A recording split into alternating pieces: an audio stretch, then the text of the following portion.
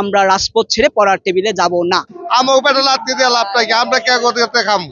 এখন সকাল থেকে আমি 10 টাকা রুজি করে নিই। আমরা তো ভোগান্তিতে পড়ছি যে যাত্রী উঠছে, যাত্রী ভাড়া ফেরত দিয়ে নামাই দেওয়া লাগছে। আজকে যেটা বাসা পড়ে যাবে তো, আজকে আমি মাল ভরছি 3:30 বাজে, বুঝছেন? 3:30 মাল ভরে যাবো বাসাবো, বাংলা মোটর বন্ধ, ঘুরে এলাম এদিকে কাটাবন দিয়া শাহবাগ বন্ধ, কাটাবন বন্ধ। এখন তো এই অবস্থা বসে আছি, শাহবাগ সব বন্ধ। এখন এই সারাদিন টিভি একটা, এই টিপ মাইরা আসমু আসরের নামাজের পরে আইসা মাগরিবের আগে যেতে পারবো। এখন 10টাই বাজে, ঠিক নেই। এখন সকাল থেকে আমি 10 টাকা রুজি করে নিই। আন্দোলন করতেছে, তো সুতরাং এখানে সাধারণ জনগণকে কষ্ট দেওয়া বা সাধারণ মানুষকে চলাচল, যারা অটো গাড়ি ড্রাইভার, সিএনজি ড্রাইভার, যারা দিন মজুরি মানে করে কাজ করে, তাদেরকে এরকম হয়রানি করার কষ্ট কোনো মানি হয় না। তাদের যদি সমস্যা সমাধান সব করতেই হয়, দরকার হয় প্রধানমন্ত্রী কার্যালয় যাক বা আপনার ওই সচিবালয় যাক বা অন্য যাক, সমাধান কিভাবে হয় সেভাবে করুন, কিন্তু এইভাবে সাধারণ মানুষকে কষ্ট দেওয়ার কোনো মানি হয় না। মুক্তিযোদ্ধা কোর্ট আপনি চাইছেন 10টা কোর্ট আছে, 10টার ভিতরে যারা চাকরিটা পাস করছে তারা না চাকরি পাবে। এখন যারা বাড়তি আছে তাদের একটা ব্যবস্থা তো সরকার অবশ্যই এটা নেওয়ার দরকার।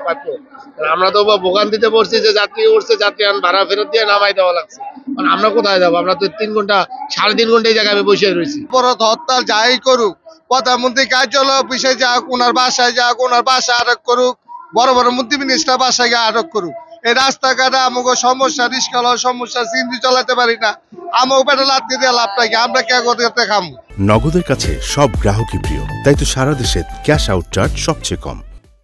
ওনারা দাবি ওনারা করে, আমিও দাবিটা কে মানবো? আমরা তো ভাই চলাই খামু, গ্যাস পেতে পারতাছি না, টিপ মারমু, হে পয়সা করে কামাইতে পারতাছি না, তাহলে আমরা কে আর কাছে যাবো? আমরা সাধারণ মানুষ খুব কষ্ট করতেছি। আমরা বারো করতেছি, আপনারা প্রধানমন্ত্রী বাসায় যান, কার্যালয়ে যান, বড় বড় গিয়ে অফিসার করে ধরেন, আটকা দেন, আমাকে রুটকাট ক্লিয়ার করে দেন, আমরা চলাফেরা করবো, আমরা খাওয়া দাওয়া করবো। আমাদের তো বউবেটে আছে, ছেলে মেয়ে আছে, সংসার আছে। আমাদের এই ডিডি ব্লকের যে কর্মসূচি, এই কর্মসূচির ধারাবাহিকতায় শহরের মেইন পয়েন্টগুলো, বাংলাদেশের যে আপনার মহাসড়কগুলো আছে, আমরা একযোগে সবগুলো বন্ধ করে দিচ্ছি। আমরা একটা ন্যায্য দাবির পক্ষে আছি। সেই ন্যায্য দাবি আদায়ের লক্ষ্যে যতদিন পর্যন্ত না আদায় হবে, আমরা এই মহাসড়ক এবং মেইন পয়েন্টগুলো আমরা অবরোধ করেই রাখবো। আমরা এই দাবিটা করছি শিক্ষার্থীদের পক্ষে, সাধারণ শিক্ষার্থীদের পক্ষে। এটা সাধারণ শিক্ষার্থীর একটা সার্বজনীন দাবি। এই জন্য আমরা যতদিন পর্যন্ত না এই দাবি আদায় হবে, আমরা রাজপথ ছেড়ে পড়ার টেবিলে যাব না। আমি যদি বলি, ধরেন আমরা কখন রাস্তা অবরোধ করি বা কখন হয়, আপনি ধরেন কোনো একটা পলিটিক্যাল পার্টি যখন হরতাল দেয়, সমস্ত বাংলাদেশ বন্ধ হয়ে যায়, সমস্ত রাস্তা বন্ধ হয়ে যায়, তখন দেখেন, তখন আপনারা ঠিকই বলেন যে হরতাল কতটুকু পালিত হচ্ছে বা হচ্ছে না। তখন দেখা যায় মানে হরতাল দেওয়া হয় একটা পলিটিক্যাল পার্টির স্বার্থে দেওয়া হয়।